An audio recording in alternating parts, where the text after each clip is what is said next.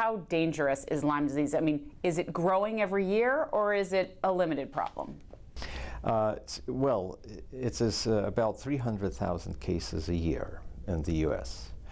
So it is a very sizable problem. It doesn't look like it is growing, but neither is it diminishing. And the very serious consequences of those 300,000 cases, 10 to 20% of people, meaning 30,000 plus people, will go on to develop post-treatment Lyme disease syndrome, which is a chronic, unpleasant disease. And one of the things that we talked about earlier that you're concerned about is that the general practitioners or people are just going to their regular doctor if they get a tick bite, and they're sending them home and say, see you later, and there's no warning about what could potentially happen. Talk to us about that. That's true. They're sent home, of course, with medication, with doxycycline, an oral antibiotic. So you take pills for about 2 weeks, and you hope that you will be well. But again, there is a distinct possibility that you will not be. And and you wish doctors should warn patients about this? How would that help? Yes. I think yes. Well, I think that patients just have to be aware of their options, right? And there is, in principle, an option to ask for stronger medication. There are antibiotics, like my group found that vancomycin, for example, another common antibiotic, is considerably better in killing the pathogen that causes Lyme disease. Just that antibiotic is not orally available. You have to take it as an IV. That may be problematic, but I think it should be up to the patients to decide what they want to do. Do they want to take the risk of developing PTLDS or don't? Because they may not know how serious it is. Talk to us about what are some of those people in that 10% group. What kind of suffering goes on? Well, they develop Lyme arthritis, so that means their joints get swollen and painful. They cannot walk very well. They can develop neurological disorders where they have what they describe as a foggy mind. So the fogginess comes into the brain, the memory loss, fatigue. It is a complex of very unpleasant symptoms. And how long do these symptoms last? These symptoms can last for many years. It can alter the person's life if they are one of these people. It can essentially, diminish the life to really a dysfunctional. From a very highly functional, you can become, dysfunctional. Tell me this, talk to me, bring me up to date. What are the challenges? This is something you've been researching and working on in your career, and obviously there's a conference here today where they're meeting of all the minds in different facets. What's most challenging to you? What areas are you working on? Well, one challenge would be to find the risk factors. What are the risk factors that will tell us that this person has a risk of developing post-treatment Lyme disease? And so then, if that is the case, if you come to a doctor's office, there's a blood test, and the blood test will tell us that you are at risk of developing the chronic form of Lyme disease, and then you will be proactively offered a strong medication like vancomycin intravenously, for example, instead of doxycycline, which is currently given to patients. So that's one thing. Which is a challenge, but I think that is a entirely doable and solvable problem. I think maybe within a year or two we'll be there. And then the really tough problem is, of course, what to do with people who already have PTLDS, the chronic form. And so there are, basically two possibilities. One is the pathogen is still there, and the other, the pathogen is no longer there. Because the pathogen wrecked our immune system, for example, or did something else, irreversible damage. These days they're reversible. And the question is what to do with those patients. So one thing that we have been doing is developing better antibiotics that can kill Borrelia. And one thing that we find is that the pathogen forms a dormant form, which is very hard to kill with regular antibiotics. So now we have an experimental compound that kills the dormant form. So I'm hopeful that if chronic Lyme is caused by hiding a dormant pathogen, we now have, in principle, an answer for that. How long that before problem. that would be something regular people can take? Not too long, because this compound actually happens to be FDA approved, meaning you do not need clinical trials to give it to a It's a drug that's already out there on the market? Yes, for something else. For something else, but you can't say what it is? Not today. So let me ask you this. PTLDS. What does that stand for? Post-treatment Lyme disease syndrome. Got it. And Lyme disease, you're calling it a bacterium or a pathogen. So if I have ever gotten Lyme disease, does that stay in my body forever, like some kind of a virus? No. It's a bacterium, so it will stay in your body if you don't take antibiotics. If you take antibiotics, you have a very good chance, like 90%, that it will be cleared, and then 10% that it will hang on for a while. But then whether it will be cleared or not, we still do not know, because you see, if there's a very small number of tiny cells of this pathogen somewhere in your body, it is very hard to diagnose, very hard to determine. So that's something that we really do not know at the moment. And what how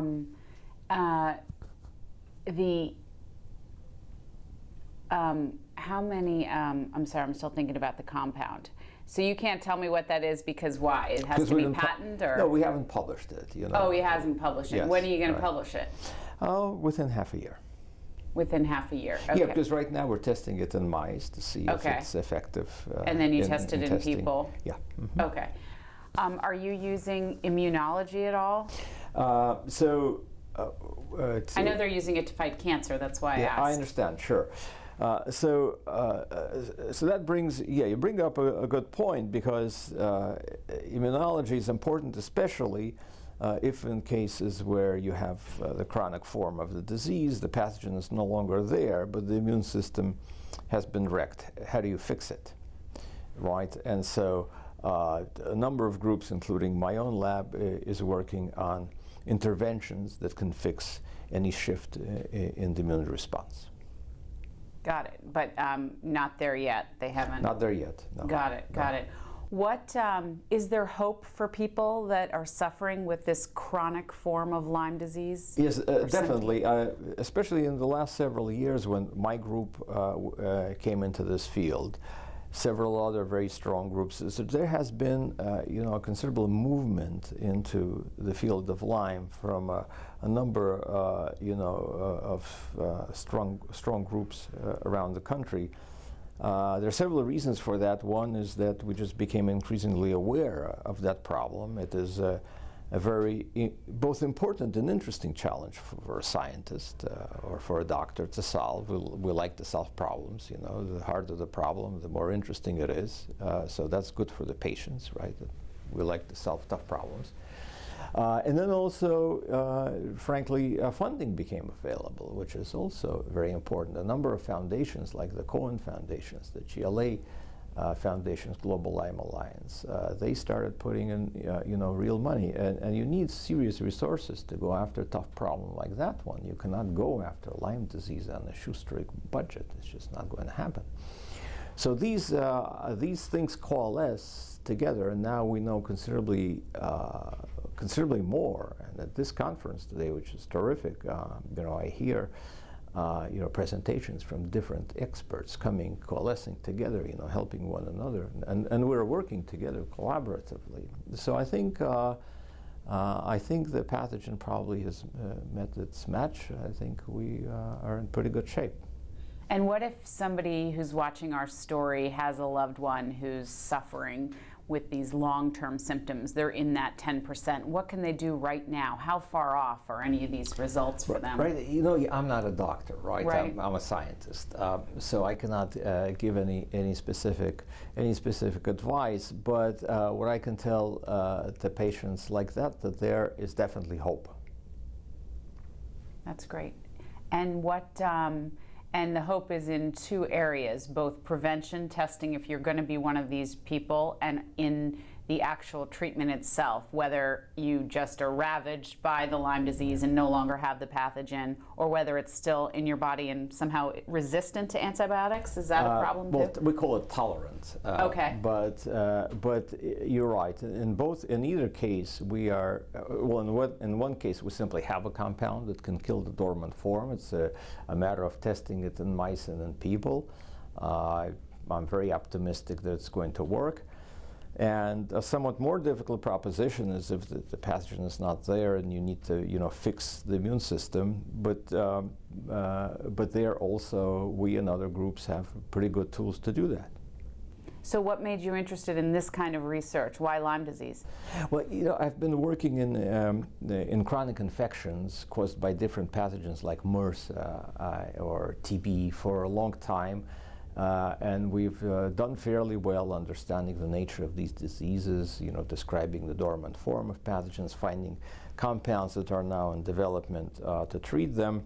And so Lyme came within my sphere of interest because it seemed like another chronic disease, but unlike those, it is much more difficult to understand and to treat. So that, that's a challenge. I mean, we like to work on tough problems. Why is Lyme so challenging to treat? Well, it's challenging. It's challenging to treat because we do not understand the nature of this post-treatment Lyme disease syndrome. Right? We do not know whether the pathogen is there or not there. We don't even have an answer to that seemingly simple question. So that makes it a very difficult proposition, and we do not know what is the difference between those people who will or will not develop it. Right? So we do not yet know the answer to those questions. So while we are working on answering those questions, we and others in the field, we are also in parallel doing a drug discovery and development that hopefully is going to work almost irrespective of whether you find out that answer. Yes. Because if they started to show the symptoms, Yeah. you'd be able to give it that. Right. Is this rewarding work for you? It is very rewarding work, yes. And does somebody ever thank you? Sometimes, actually, yes. That's good. And you never had Lyme disease. No, I have not. Do you wear DEET? Do you cover up? Do you stay out of the woods? To tell you the truth, I'm in a slightly different category because if I'm bitten by a tick, I know exactly what antibiotic I'm going to take. It's not going to be doxycycline. And how is that? You just know? You'll go for the most aggressive form. Absolutely, that's what I'm going to do. That's what you would do with your own health. That's what I would do. Yes. And are people resist that because it's not covered by insurance or it has side effects? Or? Well, it's a number of things. Well, first of all, lack of information on that. Right.